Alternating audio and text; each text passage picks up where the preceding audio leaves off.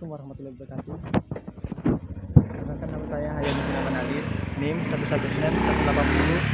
119180008. Pada kesempatan hari ini saya akan mempresentasikan studi kasus tentang anak tuna laras. Yang pertama adalah profil Imam Firdaus selaku pengidap penyakit tuna laras. Imam adalah seorang anak yang berkebutuhan khusus.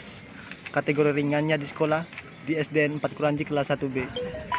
Imam terlihat sama seperti anak lainnya di kelasnya. Perbedaan baru akan terlihat jika mengamati anak tersebut di dalam kelas.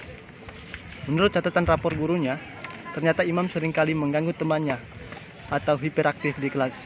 Dia tidak mau menulis ataupun mendengar gurunya dan kadang sering menyendiri. B adalah analisis studi kasus. Yang pertama, pengertian anak berkebutuhan khusus. Ada beberapa istilah digunakan untuk menunjukkan keadaan anak berkebutuhan khusus. Istilah anak berkebutuhan khusus merupakan istilah terbaru yang digunakan dan merupakan terjemahan dari Switch Special Needs yang digunakan luas di dunia internasional. Ada beberapa istilah lain yang pernah digunakan, di antaranya anak cacat, anak tuna, anak berkelainan, anak menyimpang, dan anak luar biasa. Ada salah satu istilah yang berkembang secara luas telah digunakan, yaitu difabel. Sebenarnya merupakan kependekan dari difference ability. Sejalan dengan perkembangan pengakuan terhadap hak asasi manusia anak-anak, maka digunakanlah istilah anak berkebutuhan khusus.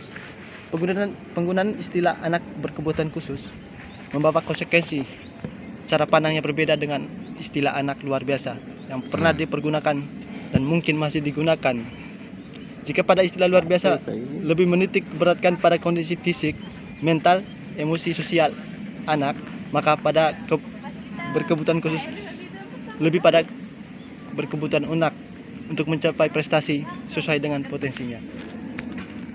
Assalamualaikum warahmatullahi wabarakatuh. Baik, saya selaku pemateri kedua, yaitu hiperaktif. Pada umumnya setiap anak memiliki dorongan untuk bertingkah laku.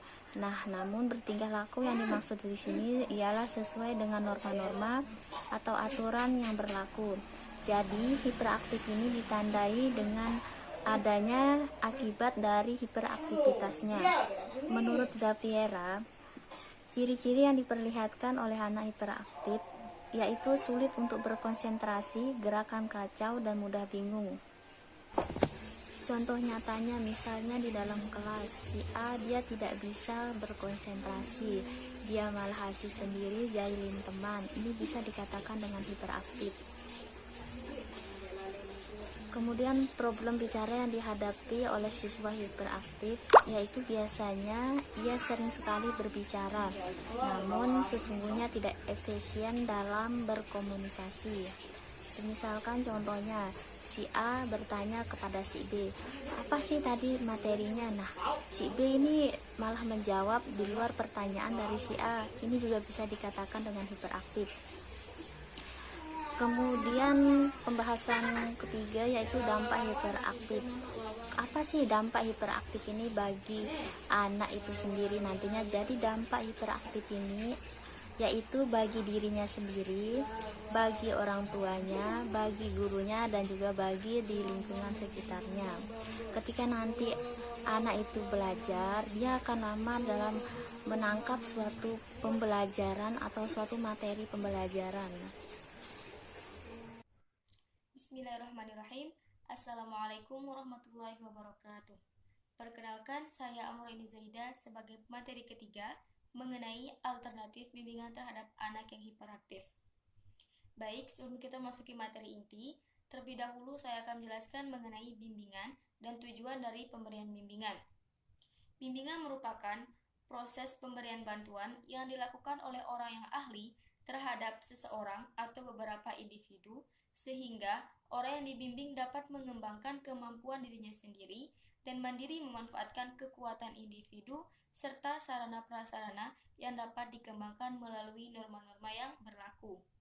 Selanjutnya, tujuan dari pemberian bimbingan. Tujuan dari pemberian bimbingan yaitu supaya kita dapat lebih memahami karakter serta faktor-faktor apa saja yang mempengaruhi timbulnya perilaku hiperaktif tersebut dan dengan itu kita dapat memberikan upaya bimbingan yang lebih tepat. Baik, sekarang kita masuk ke materi intinya, yaitu alternatif bimbingan. Alternatif bimbingan terhadap anak yang hiperaktif dapat kita lakukan yang pertama dengan penanganan medis. Penanganan medis ini seperti memberikan obat-obatan dan melakukan diet. Pemberian obat-obatan seperti obat metilpenidat atau dextrapetamin yang berfungsi untuk merangsang syaraf. Sedangkan melakukan diet yaitu kita mencegah atau melarang anak yang hiperaktif untuk mengonsumsi makanan yang mengandung zat pewarna dan zat penyedap yang dapat diduga menimbulkan munculnya perilaku hiperaktif tersebut. Yang kedua, penanganan secara behavioral. Penanganan secara behavioral ini yaitu mengurangi tindakan-tindakan yang tidak dikehendaki dan meningkatkan tindakan-tindakan yang dikehendaki dengan cara reinforcement. Contohnya, pada suatu kelas terdapat anak yang hiperaktif. Kemudian, kita meminta anak tersebut untuk mendengarkan atau menyimak penjelasan dari gurunya selama 5 menit saja atau selama waktu yang ditentukan. Apabila anak tersebut berhasil selama 5 menit memahami serta menyimak dari penjelasan gurunya, maka dia berhak mendapatkan reinforcement berupa hadiah atau semangat, senyuman, atau kata-kata pujian, dan selain hal sebagainya. Yang ketiga, yaitu penanganan secara asertif. Penanganan secara asertif ini dilakukan dengan kita mengajarkan terhadap anak tersebut kedisiplinan serta dapatkah anak tersebut mengontrol dirinya sendiri. Hal tersebut dapat kita latih dengan cara pemberian tugas terhadap anak tersebut. Apabila dia berhasil menyelesaikan tugas dengan tepat waktu, maka dia berhasil dalam menerapkan kedisiplinan serta mengontrol dirinya sendiri. Baik, mungkin hanya itu yang dapat saya sampaikan mengenai materi alternatif bimbingan terhadap anak yang hiperaktif. Mohon maaf apabila ada kesalahan kata. Sekian, wassalamualaikum warahmatullahi wabarakatuh.